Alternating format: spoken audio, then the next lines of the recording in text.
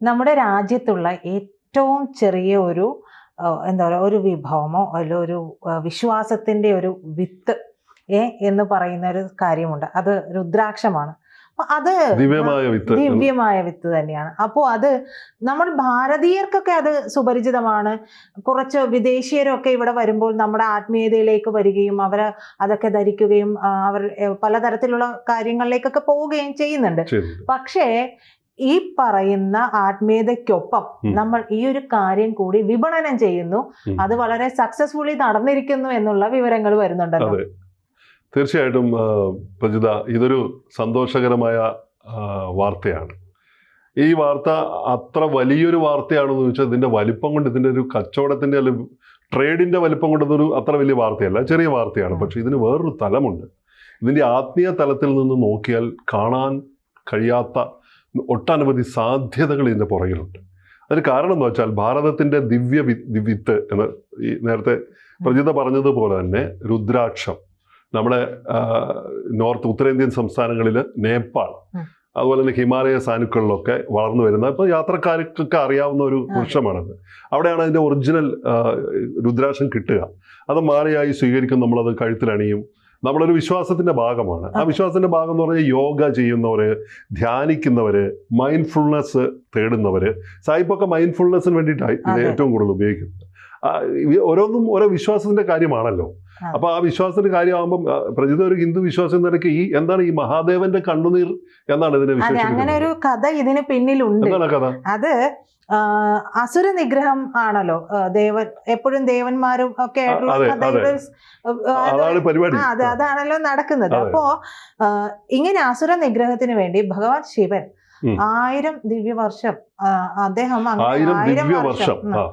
1000 വർഷത്തോളം തപസ് ചെയ്യുകയാണ്. അപ്പൊ കണ്ണൊക്കെ തുറന്നു വെച്ച്, അതായത് നമുക്ക് തന്നെ അറിയാം, നമ്മളൊരു 5 മിനിറ്റിന് കൂടുതൽ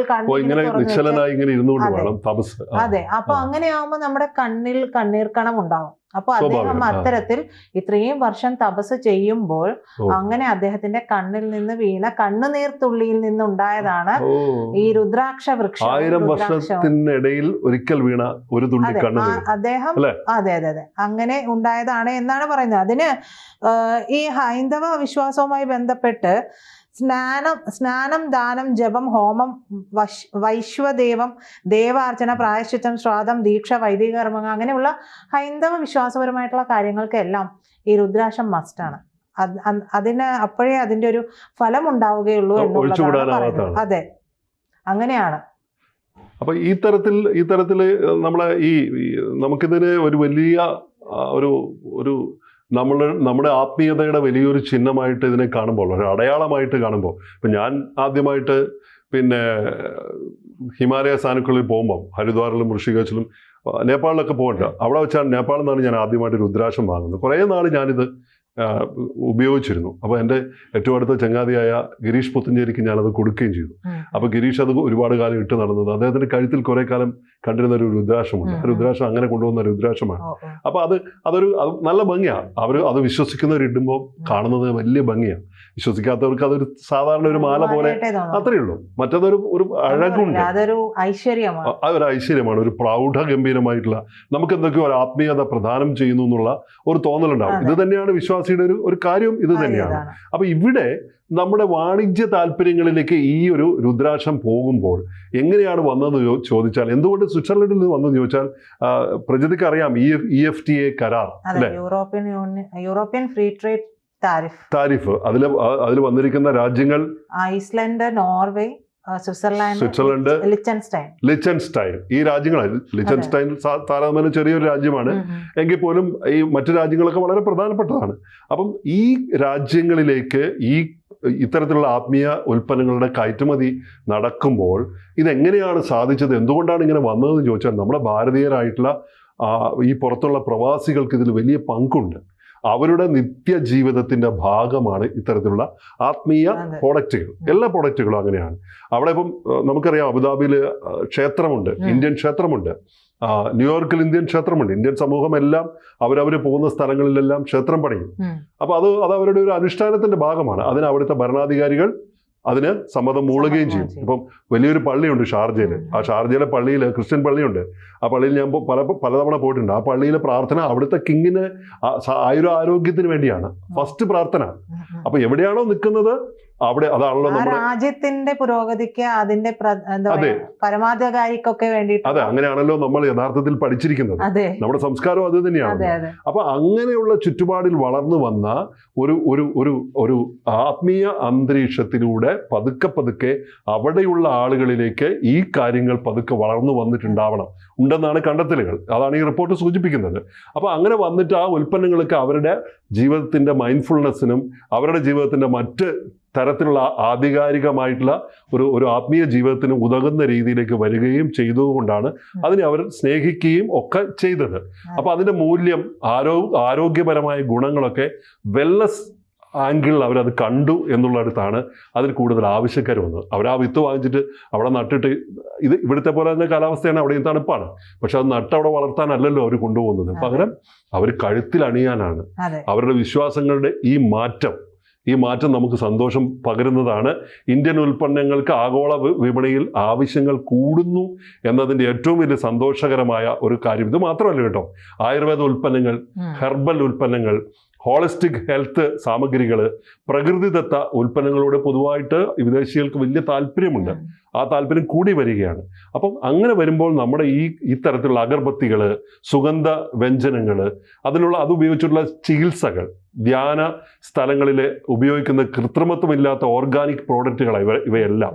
അപ്പോൾ അതുകൊണ്ടൊക്കെ തന്നെ അവർക്ക് ആ ഒരു നാച്ചുറൽ പ്രോഡക്റ്റ് എന്ന നിലയ്ക്ക് ഈ ഒരു കാര്യത്തോടുള്ള വലിയൊരു ഇഷ്ടമൊക്കെ ഉണ്ട്. എന്താ പറയാൻ വന്നത്? അതായത് ഞാൻ പറയാൻ വന്നത് എന്താണെന്ന് വെച്ചിട്ടുണ്ടെങ്കിൽ, ലോക സമസ്ത സുഖിനോ ഭവന്തു എന്നുള്ള ഒരു പ്രാർത്ഥന അതൊരു ഭാരതീയൻ ലോകത്തിന് കൊടുത്തതാണ്. അത്തരത്തിലുള്ള അത്രയും പരമമായ ഒരു കാഴ്ചപ്പാട്, വിശാലമായ ഒരു കാഴ്ചപ്പാട് എന്ന് പറയുന്നത് ഭാരതീയ സംസ്കാരത്തിൽ ഊന്നിയിട്ടുള്ളതാണ്. അത് നമുക്ക് മറ്റുള്ളവർക്ക് പറഞ്ഞു കൊടുക്കാൻ കഴിയുകയുള്ളൂ. മറ്റൊരു സംസ്കാരത്തിൽ അത് ഉണ്ട് എന്നുള്ളത് എൻ്റെ ഒരു ചെറിയ അറിവിൽ എനിക്ക് അറിയില്ല. എന്തായാലും ഇത്തരത്തിൽ ഭാരതത്തിൽ ഇത്ര വിശാലമല്ല. പക്ഷേ ഈ അറിവുകൾ കൊണ്ടുപോകാതിരിക്കാൻ വേണ്ടിയാണ് പണ്ട് നളന്ദ പോലുള്ള നമ്മുടെ കേന്ദ്രങ്ങളെല്ലാം ഒരുപക്ഷെ അടിച്ച് നശിപ്പിച്ചിട്ടുണ്ടാവുക. പക്ഷേ ഒരിക്കലും ഇത്തരത്തിലുള്ള അറിവുകൾ നശിപ്പിക്കപ്പെടുന്നില്ല എന്നുള്ളത് അതായത് സംസ്കാരത്തിലൂടെ വരുന്നതാണ്. ഭാരതത്തിന്റെ ആത്മീയതയിലാണ് അത് കുടികൊള്ളുന്നത്. അതുകൊണ്ട് ഒരിക്കലും പറ്റില്ല. അതിന്റെ ഒരു അവസാനം കേട്ടൊരു ഉദാഹരണമായിട്ട് ഇപ്പം പ്രതിത പറഞ്ഞപ്പോൾ ഞാനൊരു കാര്യം ആലോചിക്കുകയാണ്. സാമുദ്രിപ്പാടിന്റെ അടുത്ത് മങ്ങാട്ടച്ചൻ കരഞ്ഞ് നിലവിളിച്ചുകൊണ്ട് ചെന്നു, തിരുമനസേ എന്തു പറ്റി? തിരുമനസേ നമ്മുടെ കുരുമുളക് വള്ളികൾ അവർ കൊണ്ടുപോവുകയാണ്, പോർച്ചുഗീസുകാർ കൊണ്ടുപോവുകയാണ്, എന്ത് ചെയ്യും? മങ്ങാട്ടച്ച എന്തിനാണ് വിഷമിക്കുന്നത്? തിരുവാതിര ഞാറ്റുവേല നമ്മുടേതല്ലേ? ഈ കുരുമുളകിൽ പ്രത്യേകമായി തിരിയിടുന്നത് നമ്മുടെ തിരുവാതിര ഞാറ്റുവേല എന്ന് പറഞ്ഞാൽ കാലാവസ്ഥയിലാണ്. അപ്പൊ കാലാവസ്ഥ നമ്മുടേതാണ്, അത് അവിടെ കിട്ടണമെന്നില്ല. അപ്പം ഇന്ത്യയുടെ ഈ ആത്മീയത നമുക്ക് സ്വന്തമാണ്. പക്ഷെ ആ നമുക്ക് സ്വന്തമാണ് നമ്മൾ വിചാരിക്കുന്നില്ല, ഇത് മറ്റൊരാളുടെയുമാണ്, ഈ ലോകത്തിലുള്ള എല്ലാവരുടെയുമാണ് എന്നിടത്താണ് വസുദൈവ കുടുംബകം എന്ന ആ ആപ്തവാക്യം കൺസെപ്റ്റ് വരുന്നത്. അപ്പൊ അങ്ങനെ വരുമ്പോൾ ഇപ്പൊ അമേരിക്കയും യൂറോപ്പും ഗൾഫ് മേഖലയിലുള്ള എല്ലാ പ്രവാസി സമൂഹങ്ങളും ഇത്തരത്തിലുള്ള കാര്യങ്ങൾ വളർത്തിയെടുക്കുന്നതിൽ വലിയ പങ്ക് വഹിച്ചിട്ടുണ്ട്. അത് വളരുകയാണ്. അതിർത്തികൾ കടന്ന് ഈ ഒരു ഭക്തി വ്യവസായം എന്ന് പറയുന്നതിന് നെഗറ്റീവായിട്ടുള്ള ഒരു വേർഡായിട്ട് ആരും എടുക്കേണ്ടതില്ല, അതിനെ പോസിറ്റീവായിട്ട് തന്നെ കണ്ടാൽ മതി. അതിന്റെ ഒരു ചെറിയ കാര്യം, നമ്മൾ ഇപ്പോ സ്വിറ്റ്സർലാൻഡിലേക്ക് അത് പോകുന്നു എന്ന് പറയുന്നത് പോലെ നമുക്ക് എത്രയോ അഭിമാനമുള്ള കാര്യമാണ്. ഉറപ്പായിട്ടും. അപ്പൊ അവരത് അവരുടെ മൈൻഡ് വെൽനെസ്സിന് വേണ്ടിയിട്ടൊക്കെ ഉപയോഗിക്കുക എന്ന് പറയുമ്പോൾ അത് നമ്മളെ സംബന്ധിച്ച് നമ്മളത് അങ്ങനെ ഒരു ഭക്തി വ്യവസായം എന്ന് പറഞ്ഞാൽ അതിനെ നെഗറ്റീവായിട്ട് കാണരുത്. എന്ത് നെഗറ്റീവായി കാണുന്നവരുണ്ട്, അത് നെഗറ്റീവ് അല്ല. നമ്മൾ പറഞ്ഞ ഒരു ആസ്പെക്ട് എന്ന് പറയുന്നത് വളരെ പോസിറ്റീവായിട്ടുള്ള ഒരു ആസ്പെക്റ്റിൽ പറഞ്ഞിട്ടുള്ള കാര്യമാണിത്. തീർച്ചയായിട്ടും. നമ്മളിനിയിപ്പോൾ ഒരുപക്ഷെ നമ്മളിനി സ്വിറ്റ്സർലൻഡിൻ്റെ മണ്ണിലൂടെ ഇവിടെ ട്രാവലിങ്ങിലൊക്കെ പോകുന്ന ആൾക്കാർ പോകുമ്പോൾ സ്വിറ്റ്സർലൻഡ് സ്വദേശികളായിട്ടുള്ള ആളുകൾ, അവിടുത്തെ പ്രാദേശിക ആളുകളൊക്കെ കഴുത്തിൽ രുദ്രാക്ഷം ഇട്ട് നടക്കുന്ന ആ കാഴ്ച നമുക്ക് അഭിമാനകരമാവും. ഉറപ്പായിട്ടും. ലോകം മുഴുവൻ അങ്ങനെ കാണാനുള്ള ഭാഗ്യം ഉണ്ടാവട്ടെ. ഈ വ്യവസായം, നമ്മുടെ ഭക്തി വ്യവസായം എന്ന് പറഞ്ഞ ഇത്തരം ഉൽപ്പന്നങ്ങളുടെ കയറ്റുമതി, അതിനുള്ള ആത്മീയപരമായിട്ടുള്ള വളർച്ച, ഭാരതീയ സംസ്കാരത്തിന്റെ സ്വീകാര്യത, ഇതൊക്കെ ലോകം മുഴുവൻ പരക്കട്ടെ എന്ന് നമുക്ക് ആഗ്രഹിക്കാം. കൂടുതൽ വാർത്തകളും വിശേഷങ്ങളും നിങ്ങളിലേക്ക് എത്താൻ ABC മലയാളം സബ്സ്ക്രൈബ് ചെയ്യുക. ബെൽബട്ടനും അമർത്തുക.